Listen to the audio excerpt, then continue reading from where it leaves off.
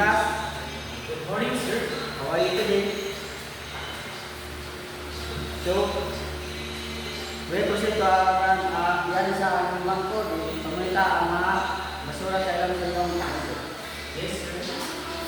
Everybody stand up and speak. In the name of the Father, the Son, and the Holy Spirit. Amen. So, to say present if your name is full. So, Alan Leo, Present, sir. Kakaidin. Present, sir. Okay, thank you. So, before we proceed with our discussion, let us review first what we have discussed yesterday. What was our topic last meeting? Okay, Alan, very good. So, last meeting, we discussed about the percentage of data. Then, Akaidi, what is percentage of data?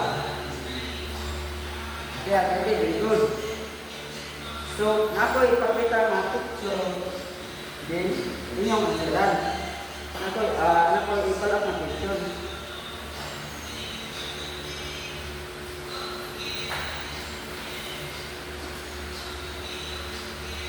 So now, I have some questions for you. So, which snack is the most popular among the students? Then second, which snacks have the same number of votes? Then the last is, how many more students prefer chips than juice? Okay, thank you. Very good. So, we proceed to our topic. So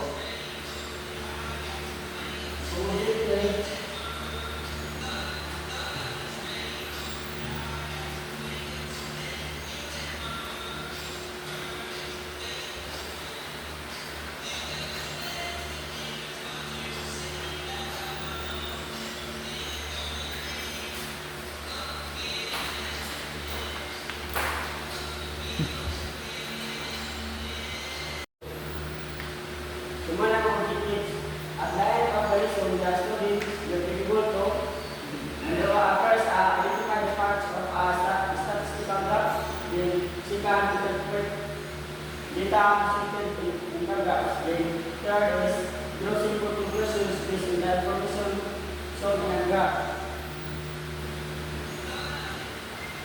So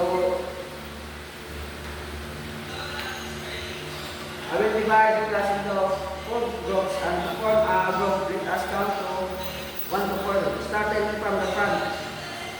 So, 1, 2, 3, 4, 5. then the students with the same number will be one group and the third group form a circle. Each group ask classmates a simple questions like 1. What is your favorite fruit? Ang pilihan na nani kay mango, banana, apple, orange.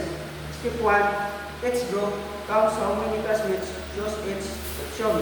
Step 2, groups create a bar graph or pie chart showing the results. Then step 3, each group explains what their graph shows.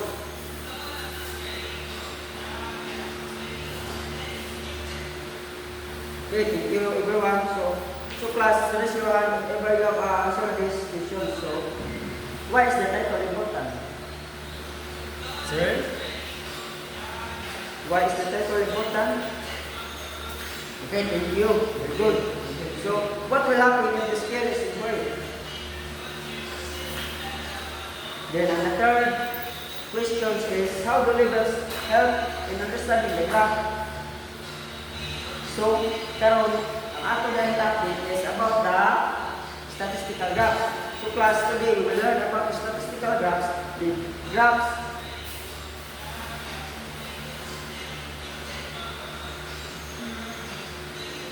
are visual tools that help us understand data more easily. Instead of reading long list of numbers, that allows us to see patterns, trends, and comparisons at a glance.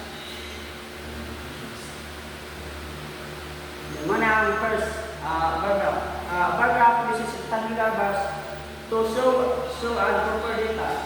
the length or height of each bar represents the value. So, inanin na ang bar graph. So, kung magkuha na bar graph, ano siya?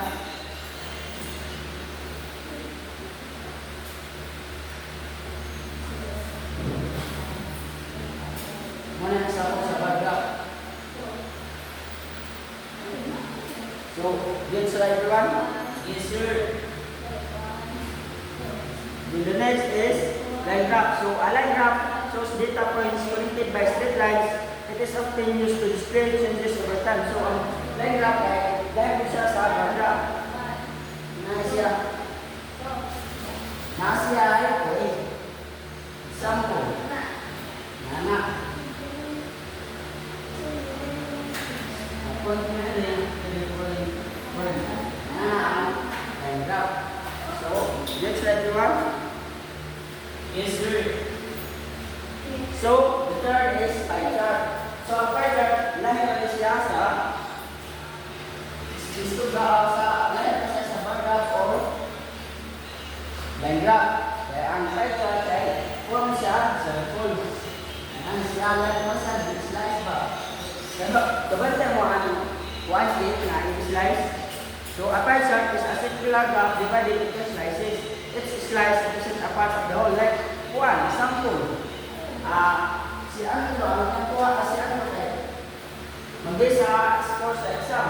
Nakang-ano kay ako sa score sa math. Sample kay. Ang yan kuha kay okay. So, dili siya ang draw. Then sige yung kaya na siya o 50 out of 100. Sige yung sinigdan.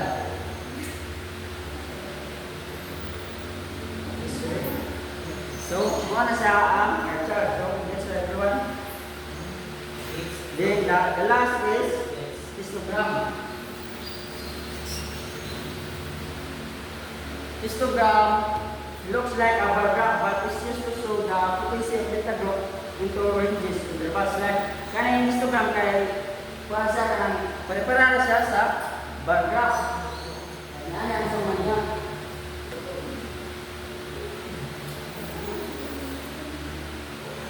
Ang histogram kay nag-dikit.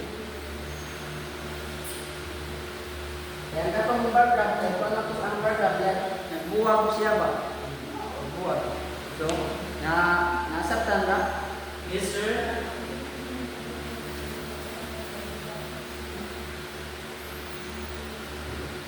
Next. So, mag-quiz to proceed to one. Mag-quiz ita. So, number one is what is the title of the graphic? Number two is the most number of boxes. Number of boxes for one direction. Study the bar graph below showing the number of participants for school class. Muna siya ang atong graph. So, kaya muna yung ang sa sports ay nagkuha siya sa sa English ay 14, sa math is 16, at sa science is 15.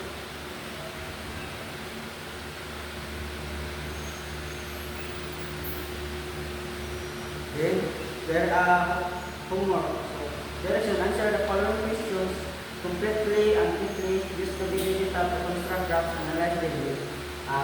Second kay, task nyo kay, draw a bar graph to represent the data. Second, draw a pie chart to show the proportion of students in each subject. So, thank you everyone.